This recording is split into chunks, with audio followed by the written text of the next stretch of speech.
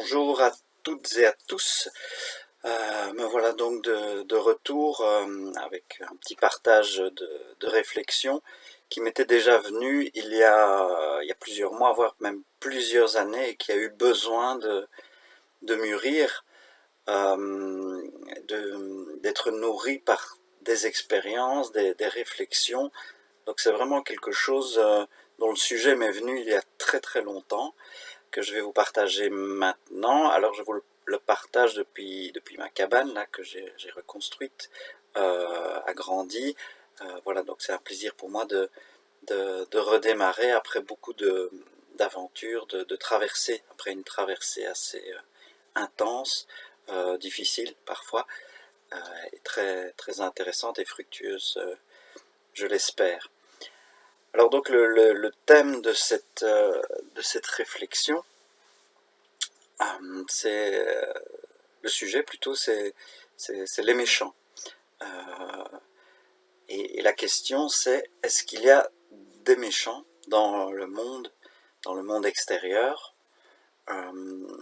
ce qu'on a tendance à croire, et à pointer souvent, ce qui transparaît beaucoup à travers le discours médiatique, et c'est comme ça que ça m'est revenu récemment, en écoutant des conversations sur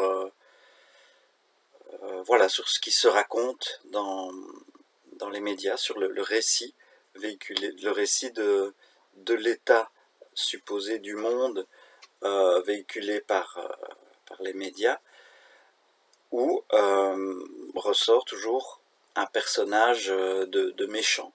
Alors je demandais un peu qui était le méchant du moment, et oui, il y avait Vladimir Poutine, il y en avait un autre aussi dont je ne sais plus quoi. Alors oui, avant il y avait, je sais pas moi, qui est-ce qu'on a connu, oui, Donald Trump peut-être, en Belgique il y a, je sais même plus comment il s'appelle, ah oui, Bart de Wever, il y en a eu d'autres avant. Il y a eu bien sûr Oussama Ben Laden, Adolf Hitler, Staline, je sais pas, il y en a eu, il y en a eu beaucoup, et ça dépend évidemment de quel parti on est, pour les membres d'un certain parti, celui qu'ils identifient comme un méchant peut être perçu comme un guide ou un sauveur par les membres du parti d'en face, et vice versa. Je ne sais pas si Napoléon Bonaparte était un méchant ou pas. L'autre jour, j'entendais à la radio une émission où se posait cette question. Alexandre le Grand peut se poser la question aussi. Voilà. Donc, l'histoire qu'on se raconte sur la marche de l'humanité est jalonnée de figures, de personnages, de méchants. Je pense dans le roman 1984 qui a été écrit, je le rappelle, en 1924, il y a cet écran là, le télécran auquel tout le monde a accès, et sur lequel tous les jours il y a le quart d'heure de la haine, où se trouve projetée l'image du méchant qui, dans ce cas-là, est un juif. Voilà, donc c'est un peu cet archétype-là, l'archétype du méchant, du menaçant, vers lequel la haine est orientée, que j'ai envie de creuser aujourd'hui. Alors, toujours cette question, là on est confronté à ce qu'on a envie d'appeler la méchanceté d'autrui, aussi bien au niveau collectif, comme je viens de l'évoquer, qu'au niveau individuel. Un tel est méchant avec moi, une telle a été méchante avec moi. Et j'ai une réponse par rapport à ce thème-là, à travers une question. Donc c'est la question qui m'a apporté la réponse. Une question de ma fille, qui a maintenant 7 ans, qui me demandait: mais papa, est-ce que les moustiques sont méchants? Alors, en tant que papa, je me suis senti en devoir de répondre et donc de réfléchir à une réponse. Les moustiques sont-ils méchants? Je lui ai répondu très, très naturellement et très innocemment, non, ils essayent juste de se nourrir, de nourrir leurs œufs en l'occurrence, à travers les piqûres qu'ils nous infligent. Donc il y a là-dedans aucun désir de nuire, et juste un désir de pouvoir se nourrir simplement pour se reproduire.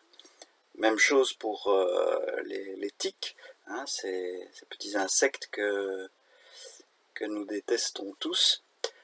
Ils ne sont pas méchants, même s'ils peuvent provoquer des maladies.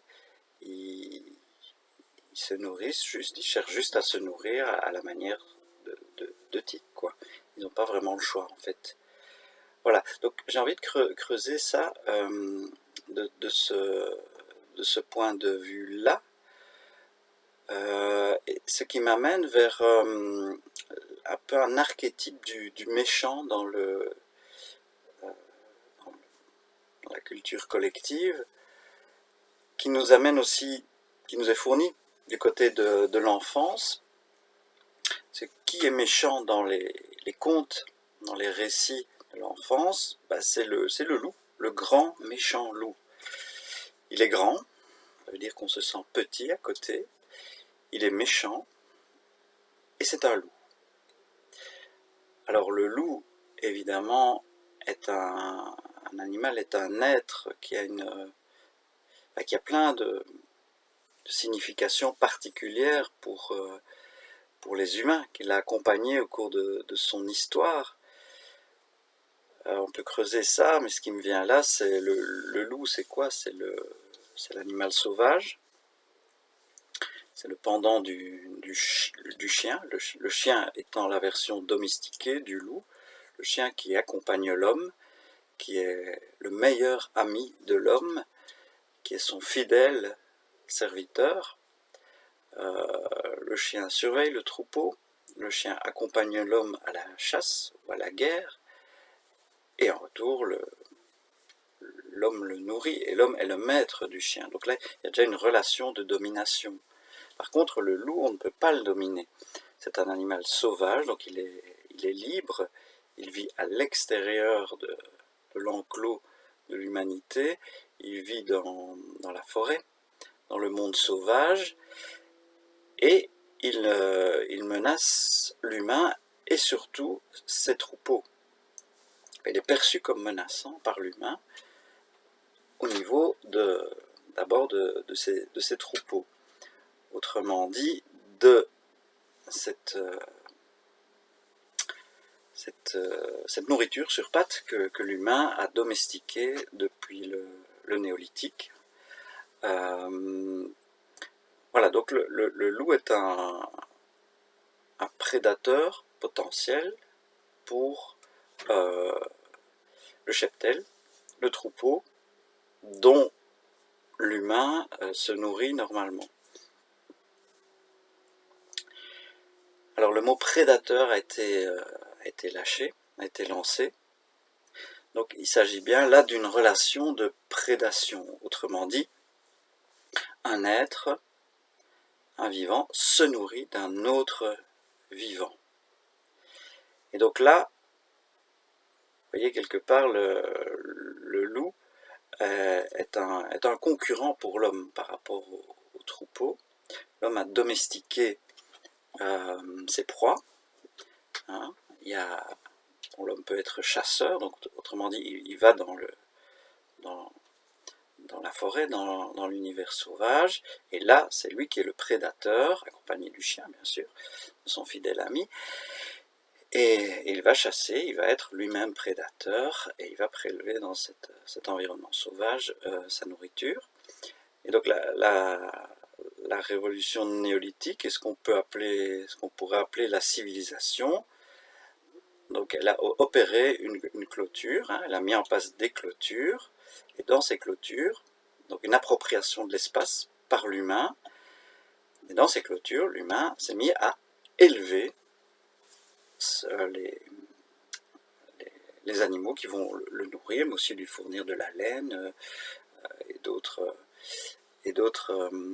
matières premières. Donc là, on a cette relation de prédation, et on a une relation de prédation particulière. Le loup, il est méchant parce qu'il est sauvage, et parce que c'est un concurrent de nous, de l'humain, pour se nourrir. Lui, il va continuer à chasser, il ne fera pas la différence entre un mouflon sauvage et un mouton domestiqué. Il va essayer de se nourrir. Donc le méchant, quelque part, c'est celui qui va essayer de se nourrir de moi, ou de mes proches, comme le moustique. Je le perçois comme méchant parce que je peux lui servir de proie. Et il n'y a pas là derrière de nouveau, de sa part à lui, de l'intention de nuire. Il veut juste se nourrir et nourrir ses petits et se reproduire, etc. Alors le loup est intéressant aussi parce qu'il a son autre face. C'est le loup qui nourrit. C'est la meute de loups qui recueille et nourrit Mowgli dans le livre de la jungle. C'est la louve qui nourrit Romulus et Rémus, deux grands-pères d'une grande civilisation. Donc on est toujours dans le registre de la nourriture. Sauf que le loup peut être perçu de l'autre côté, du point de vue du loup, comme nourricier, et non plus comme concurrent au niveau de la prédation. Voilà, ça c'est aussi intéressant de mettre ça en perspective. Et donc la question derrière ça, c'est qui nourrit qui, et dans quelles circonstances, et avec quelle acceptation aussi. Donc le méchant, si je suis confronté à une situation de méchanceté, où je suis victime de méchanceté, je pourrais peut-être voir ça justement à travers le filtre de la prédation. Me dire dans quelle mesure, là je suis une proie, dans quelle mesure je nourris l'autre, ou l'autre se nourrit de moi. Alors c'est intéressant d'aller voir comment fonctionne un peu la chaîne alimentaire. Plus on est au début de la chaîne alimentaire, plus les êtres, les organismes sont dans l'abondance. Donc ils se nourrissent simplement de leur environnement, en se baissant simplement. Par exemple, là, les herbivores, l'herbivore n'a qu'à se baisser et brouter. Et puis quand il n'y a plus d'herbe, il va plus loin et il se broute. Et en même temps, l'herbivore, donc le buffle ou l'antilope, il se multiplie aussi. Donc il y a aussi une abondance d'êtres, d'individus. Donc la proie est dans l'abondance, est surabondante.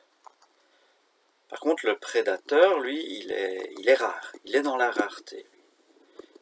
Il n'y a pas beaucoup de loups, il n'y a pas beaucoup de lions. On peut aussi s'interroger sur la figure du lion, qui est moins perçu comme un prédateur, parce que pour nous, il est plus exotique, mais plus perçu dans son côté lumineux de puissance. Mais on est toujours dans la domination, dans la puissance. C'est le roi, c'est le chef, et c'est la lionne, c'est intéressant, qui va aller chasser. Et le lion, lui, il règne tout simplement, bien il fait la sieste. Donc on pourrait creuser ça aussi, mais je vais peut-être pas le faire ici, en tout cas pas directement.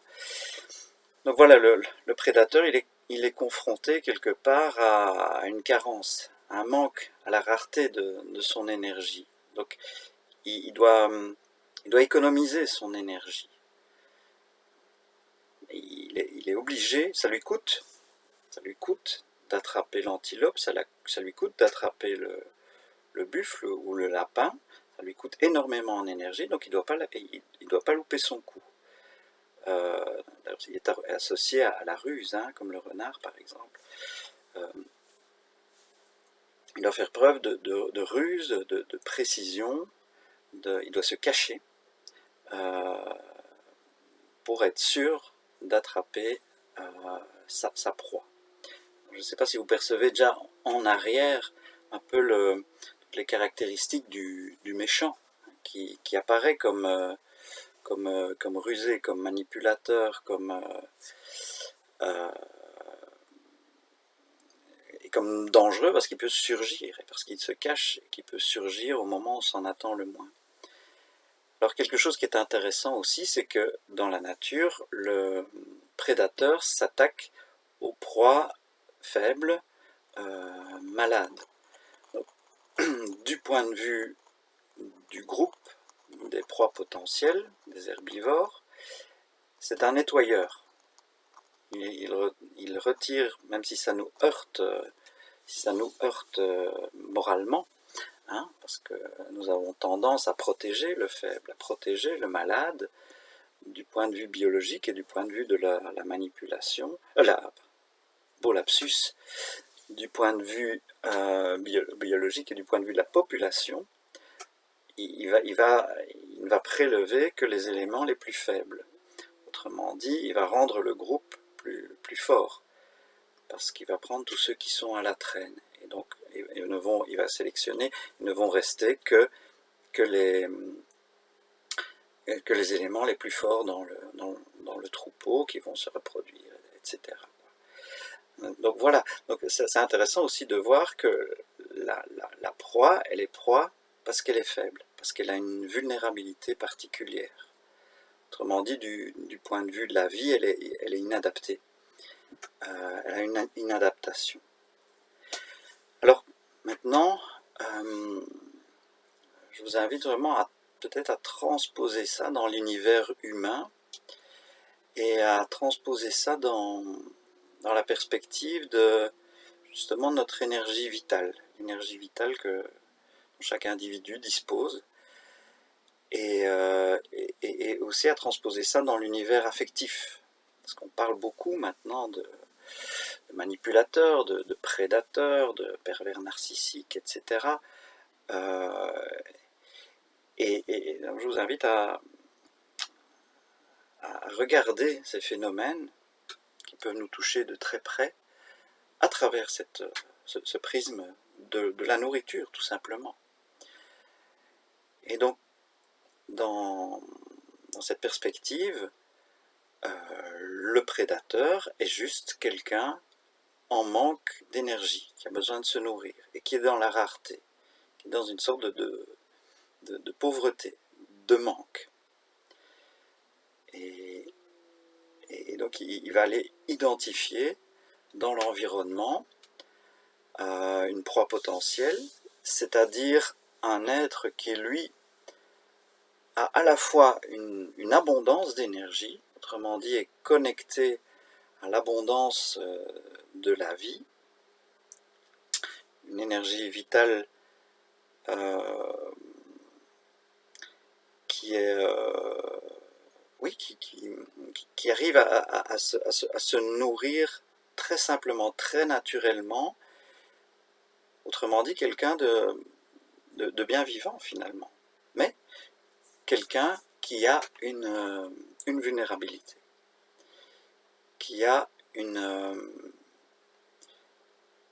un défaut, qui a une faiblesse, qui a un défaut au niveau de la protection justement de cette énergie vitale,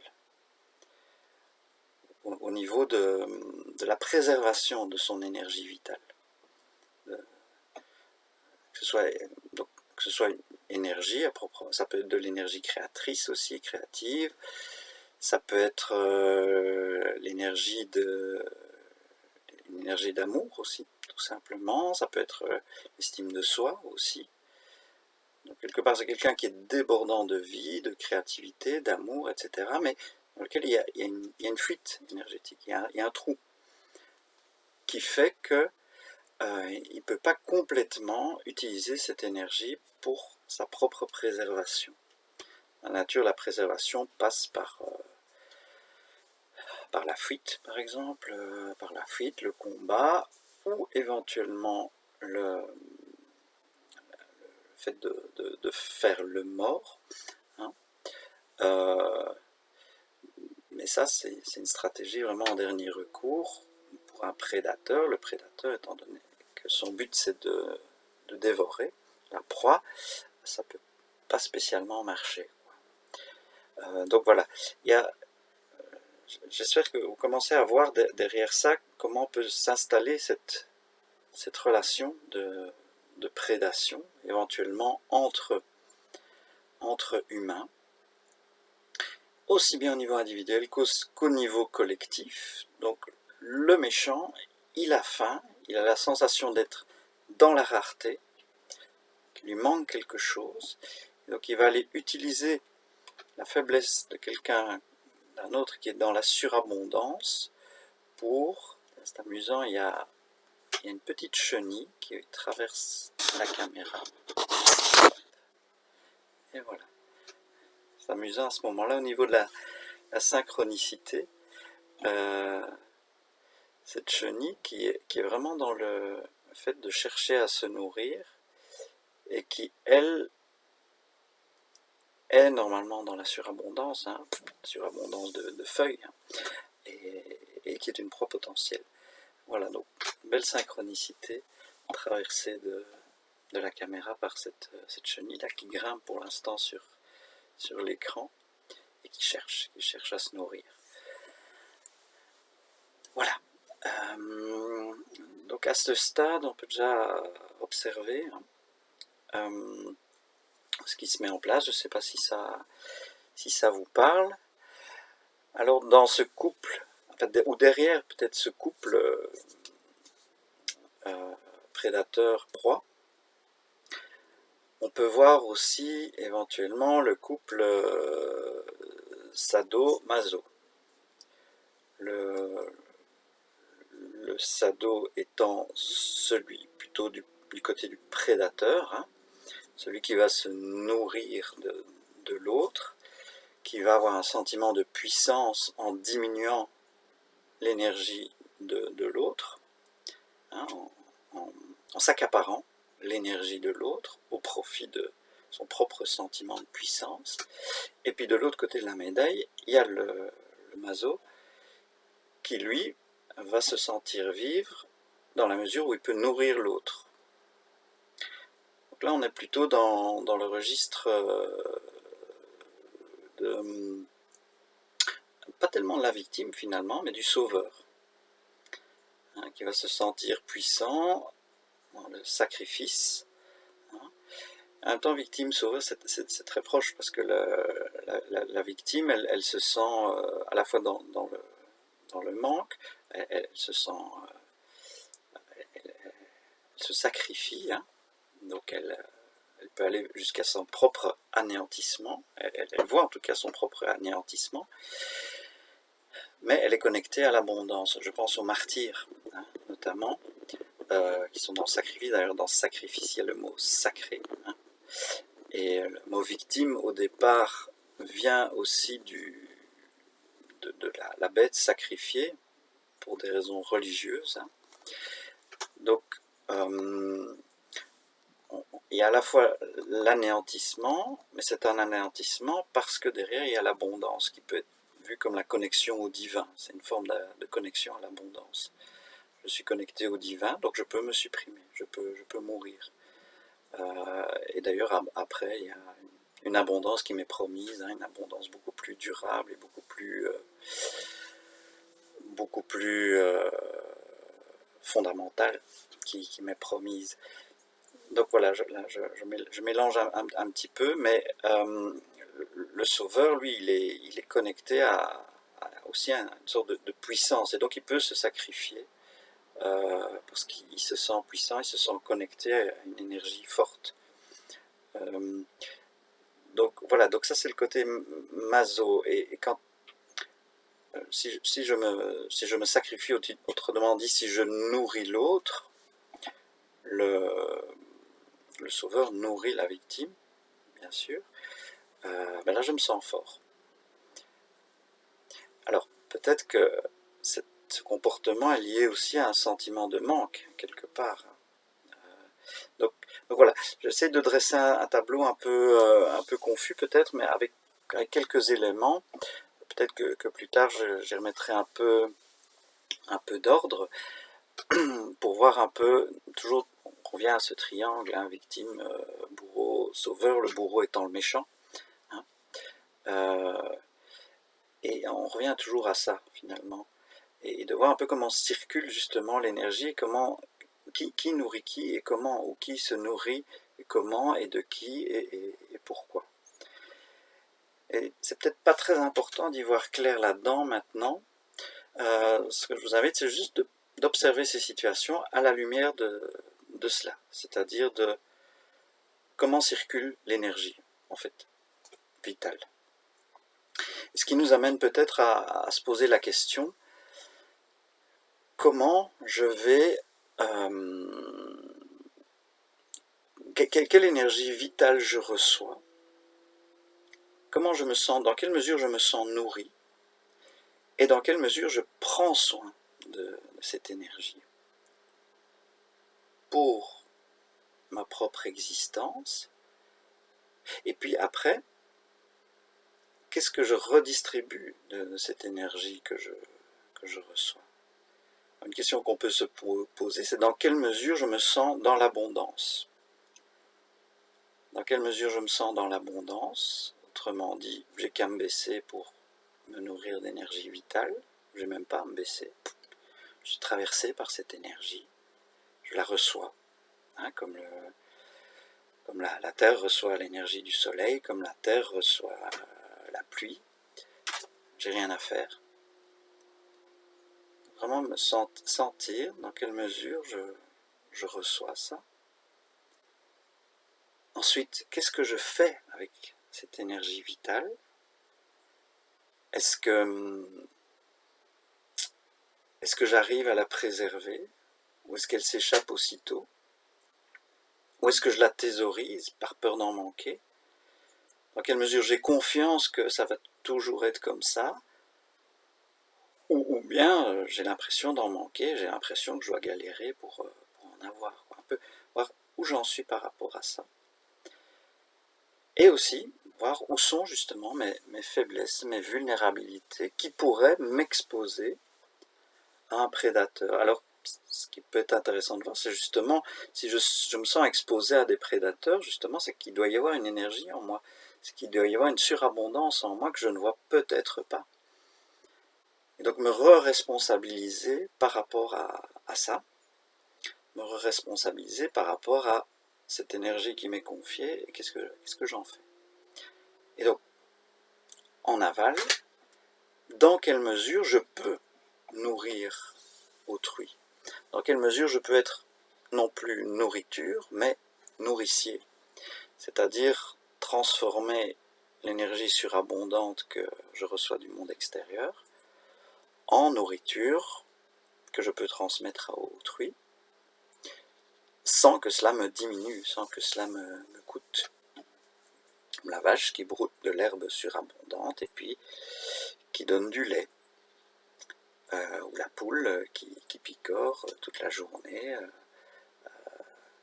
voilà, dans un environnement surabondant de nourriture, et puis qui pond son œuf. Elle n'est pas diminuée par la ponte de son œuf, la vache n'est pas diminuée par le don de son lait, ou comme le parent tout simplement qui vit dans un environnement suffisamment riche pour se nourrir lui-même, et puis qui nourrit son enfant derrière lui, quoi, sans que ça lui coûte. Dans quelle mesure je peux être nourricier sans que ça me coûte, tout en préservant mon intégrité et mon être pour, entre autres, pouvoir continuer à être nourricier. Voilà, de nouveau, on a une réintégration justement de triangle vertueux qui se cache derrière le triangle dramatique. Le triangle parent nourricier, parent structurant et enfant. Comment l'enfant est nourri en moi et comment le parent en moi est nourricier. Et comment le parent en moi est suffisamment structurant pour protéger tout cela, pour protéger ce système. C'est un peu la réflexion à laquelle je vous invite, et peut-être l'observation et l'expérimentation à laquelle je vous invite pour dépasser ce truc du méchant. Parce que le méchant, ça sonne aussi comme une condamnation, et c'est l'enfant qui dit ça, t'es méchant. Autrement dit, soit tu veux pas me nourrir, soit tu te nourris de moi. On peut écouter ça, on peut entendre ça. T'es méchant. C'est une expression d'enfant, méchant.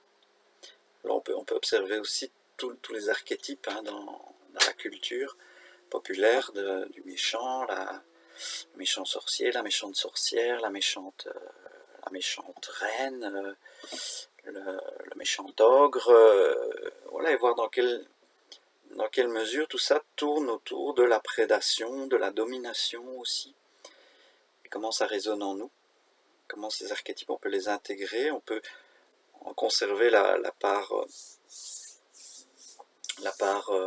lumineuse, la part utile à la vie, tout en n'occultant pas la part dangereuse, éventuellement, l'ombre. Alors pour terminer, je voudrais revenir tout simplement sur l'étymologie du mot méchant. Le mot méchant ne veut pas dire mauvais en soi. Le mot méchant veut dire tout simplement mal tombé en français. Mais mal, champ, échéant, qui chute, la manière dont on chute. Donc c'est quelqu'un, le méchant c'est quelqu'un qui est mal tombé ou malchanceux aussi. Donc peut-être quelqu'un c'est peut-être le loup qui n'a pas réussi à attraper le mouton à la course. Ou peut-être celui qui est mal tombé, qui est mal tombé d'être né loup ou d'être né chacal. Donc en tout cas c'est quelqu'un qui lui-même est en position de faiblesse, en position de défaut,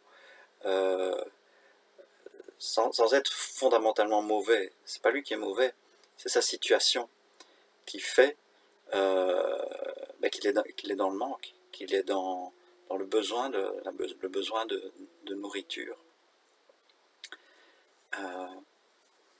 Voilà. Alors, j'avais encore quelque chose éventuellement à dire, dont je ne me rappelle pas tout à fait. Voilà, oui. C'est vraiment... Ça nous invite à nous pencher sur la manière dont nous répondons à nos besoins en tant qu'êtres vivants pour vivre, nous épanouir et participer à cette vie, à la transmettre éventuellement, d'être à la fois bien nourri soi-même et de s'assurer que notre environnement soit bien nourri aussi, que les autres autour de nous soient suffisamment bien nourris, soient suffisamment en sécurité pour pouvoir vivre une vie la plus harmonieuse possible. Ah oui, voilà, ça me revient. Il y a une définition de la méchanceté qui est de faire du mal et d'en retirer du plaisir. Autrement dit, de se repaître du malheur de l'autre, causé par soi-même. Donc ça se rapproche de la cruauté, et de faire du mal en sachant qu'on fait du mal. Donc voilà, ça c'est une définition aussi courante de la méchanceté, et je trouve qu'on y retrouve justement ce truc de se nourrir de l'autre. Donc l'autre tombe, et je me repais de ça. je me nourris de ce malheur de l'autre. Ça peut être simple, ça peut être pas spécialement énergétiquement, mais ça peut être me sentir plus que l'autre parce que l'autre est diminué, parce que l'autre est plus petit, parce que l'autre paraît plus faible que moi. Donc, par comparaison, je me sens plus. Ça peut nourrir simplement une estime de soi temporaire et illusoire parce qu'il arrive malheur à l'autre. Et donc je vais chercher éventuellement à provoquer ce malheur pour me sentir plus fort, pour me sentir plus puissant.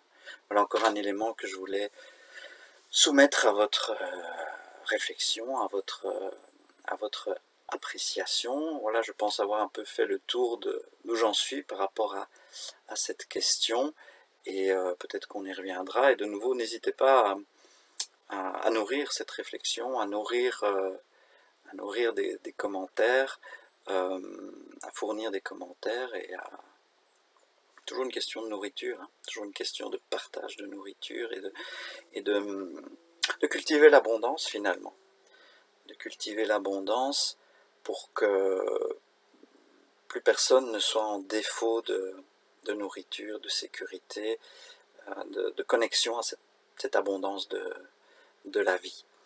Voilà tout ce que je nous souhaite, et voilà, à bientôt peut-être, ou sur un autre partage de réflexion. Merci pour votre attention et au revoir.